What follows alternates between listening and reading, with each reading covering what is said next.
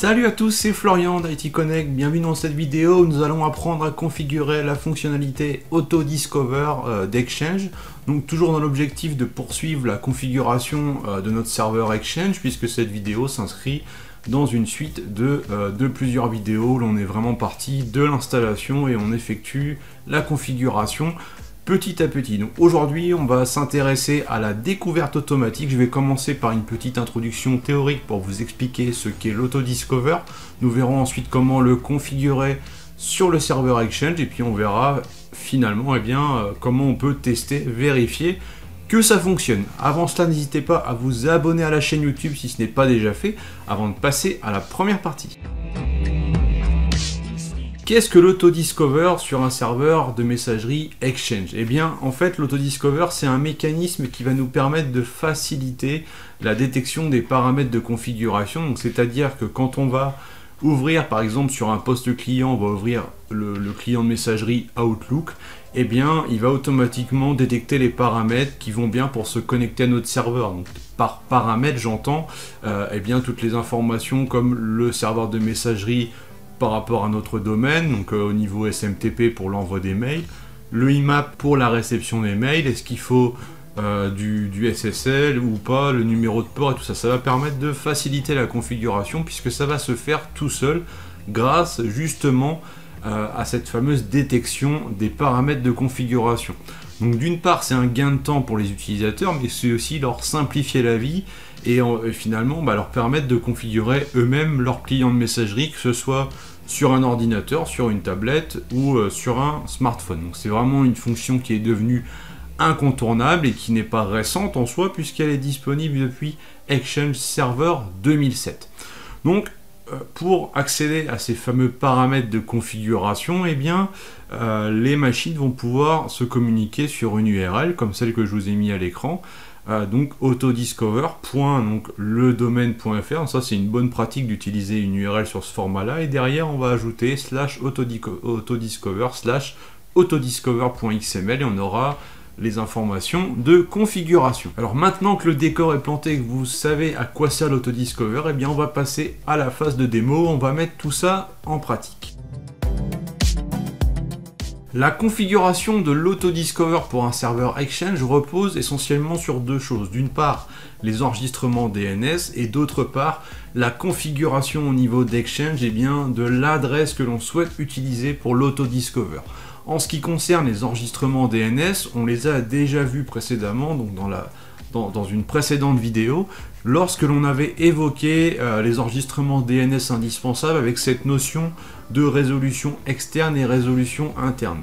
Donc si vous vous souvenez, si vous avez suivi les précédents épisodes, on avait créé sur le serveur DNS Active Directory une zone autodiscover.florianburnel.fr donc qui permet de résoudre quand on est en interne sur le LAN de l'entreprise avec l'adresse IP locale du serveur Exchange. Et dans le même temps, on avait aussi créé donc sur le portail OVH, là où j'ai enregistré mon nom de domaine, un ensemble d'enregistrements dont celui qui s'appelle autodiscover.florianburnel.fr comme sur le DNS local, sauf que là c'est un enregistrement CNAME qui renvoie vers l'enregistrement mail et qui lui résout sur l'adresse IP publique de mon serveur Exchange. Donc là on est vraiment dans le cas où l'on est à l'extérieur. Donc ça c'est vraiment la première chose à faire, mais si vous avez suivi les précédents épisodes, c'est déjà fait dans votre config. Ensuite, il faut basculer sur le serveur Exchange afin de lancer l'Exchange Management Shell, donc vous pouvez retrouver dans le menu démarrer. Et ici, on va saisir une commande donc, qui va être get-client access service. On va sélectionner trois propriétés et ça va nous permettre d'obtenir des informations sur la configuration actuelle de l'adresse Autodiscover de notre serveur. Et là on voit donc Autodiscover Service Internal URI, donc on voit que c'est l'adresse suivante, ce qui ne correspond pas tout à fait à ce que j'ai évoqué en introduction, puisque ici on n'est pas sur autodiscover.ledomaine.fr, on est sur le nom du serveur Windows en lui-même, .ledomaine Active Directory. Donc ça, on va dire, ça ne va pas, ça ne correspond pas à la configuration attendue pour l'Auto-Discover. Donc ce qu'on va faire, c'est modifier cette adresse de manière à avoir ici eh bien le autodiscover.votredomaine.fr ou .com ou autre. Toujours avec le slash derrière et donc la suite de l'URL. Donc pour ça, on va utiliser la commande set-client access service -identity, où là on précise bien le nom de l'identité, donc du serveur, comme on peut le voir ici, on reprend les mêmes valeurs. Et on fait un donc autodiscover service internal URI et on met l'adresse que l'on souhaite. En l'occurrence ici, on voit que j'ai bien précisé l'adresse que j'ai évoquée tout à l'heure. On exécute. Donc voilà, on peut rappeler la commande précédente et on voit que cette fois-ci, eh bien l'adresse a bien été mise à jour. Puisque ici on a l'adresse, donc la nouvelle adresse. Pour être sûr que ce soit bien pris en compte, puisque tout ça c'est de l'adresse web, donc c'est aussi en lien avec le serveur 2IS qui tourne pour Exchange, on va faire un IS reset / restart pour redémarrer le service 2IS et faire en sorte donc qu'il est sûr qu'il a bien appliqué la modification. Voilà, donc la configuration de l'autodiscover n'est pas plus compliquée que cela. Maintenant, ce que l'on va pouvoir faire, eh bien, c'est faire des tests, vérifier que la configuration est bonne. Pour vérifier et tester la configuration autodiscover, nous avons plusieurs possibilités. On a la possibilité, eh bien, tout simplement de tester en live avec un Outlook, donc qui est installé ici sur un poste client. Donc c'est ce qu'on va faire. On pourrait aussi utiliser PowerShell, mais il faut une commande qui est donc accessible via l'Exchange Management Shell, et quand on le fait en local, il y a des petites clés de registre à modifier, enfin bref, c'est un peu la galère, c'est pas ce qu'il y a de plus pratique honnêtement. Et on peut aussi utiliser le site testconnectivity.microsoft.com où l'on a un ensemble de tests, aussi bien pour du Teams, de l'Office 365, mais également de l'Exchange Server. Donc voilà, c'est également un site qu'il est intéressant de connaître. Donc on va commencer d'ailleurs par ce site-là. Donc dans la partie Exchange Server, on va faire Outlook Connectivity. On va mettre ici l'adresse mail de l'utilisateur et ensuite eh bien, son identifiant, son mot de passe. On va cocher l'option, enfin on va laisser cocher cette option-là et on va remplir le CAPTCHA avant de cliquer sur Verify. Ensuite, on va cliquer sur Perform Test ici, voilà. Et on va patienter le temps que l'outil effectue des tests à notre place en utilisant les informations qu'on lui a fournies. Et là, il me dit que ça n'a pas fonctionné. Alors en fait, quand on va regarder un petit peu plus dans le détail, donc ça qui est intéressant avec cet outil, c'est que c'est très détaillé, on peut vraiment aller très loin, et du coup on a le détail étape par étape, et là on voit tentative de connexion sur l'URL autodiscover, on a bien notre adresse qui est ici, donc tentative de résolution du nom au niveau DNS, c'est OK.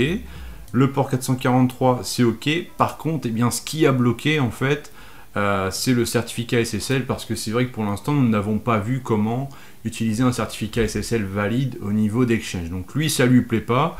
Il peut pas vérifier les informations du certificat, ça ne correspond pas au nom de domaine, donc il considère que c'est en erreur. Bon, ce qui ne veut pas dire que ça ne fonctionnera pas. C'est pour ça qu'on va le tester avec Outlook. Donc maintenant, on va essayer de lancer Outlook. Donc, je vais réduire ça. Dans le menu démarrer, donc je vais rechercher Outlook, voilà, je vais le lancer, comme ça on va voir directement ce qui se passe au niveau de mon environnement. Donc là je suis connecté avec un utilisateur de l'Active Directory qui a une boîte aux lettres au niveau du serveur Exchange, puisque je suis connecté avec l'utilisateur guy.bo. Donc là déjà il a récupéré automatiquement mon adresse mail par rapport à l'attribut mail de l'Active Directory. Donc on va faire connexion. Là, pendant ce temps-là, en fait, il est en train de faire une découverte pour rechercher les paramètres de configuration correspondant à ce serveur-là. Donc, on va prendre Exchange. Là, on a la petite alerte du certificat, mais nous, on sait que c'est normal, donc on va faire oui. L'idée par la suite, c'est de faire en sorte que tout ça soit propre et qu'on n'ait plus ces fameuses alertes. Donc, on valide. Et là, logiquement, il devrait, eh bien, voilà, me dire le compte a été ajouté. Il a configuré tout seul le compte guy.mauve@florianburnel.fr. On fait terminer. Et à partir de là, eh bien, je vais avoir accès à ma boîte aux lettres sans avoir eu la moindre configuration à effectuer.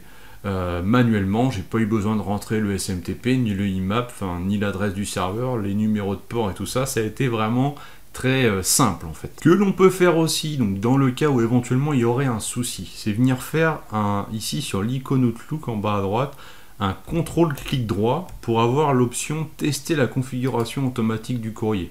Si vous ne faites pas le contrôle et vous faites juste un clic droit, vous n'avez pas cette fenêtre là en fait. Et donc ça va nous permettre d'avoir cette fenêtre comme ici, et on va pouvoir ici bien laisser l'adresse de courrier telle qu'elle est là, ne pas mettre le mot de passe, c'est pas nécessaire, et on va décocher ça, et on va simplement faire utiliser la découverte automatique. On va faire tester, et là il va tester en fait le bon fonctionnement de l'autodiscover. Donc on a ici différentes informations, et on va aller dans la partie journal, et on va voir ici qu'on a le statut réussite avec un HTTP status 200, donc qui montre que ça a bien fonctionné. L'autodiscover il est accessible, on a bien pu lire les informations, donc il est correctement configuré au niveau de l'Exchange. Dans le cas où il y aura un souci, eh bien ce petit outil intégré à Outlook est intéressant puisqu'il peut nous donner des informations nécessaires au dépannage. Voilà, nous venons de voir comment configurer l'autodiscover sur un serveur Exchange. J'espère que ça vous a plu, que vous avez appris des choses. N'hésitez pas à tester, à regarder aussi les vidéos précédentes si vous souhaitez apprendre à utiliser et à configurer un serveur Exchange. Et puis moi, je n'ai plus qu'à préparer un prochain épisode et d'autres vidéos sur de différents sujets. Je vous dis à très vite, ciao.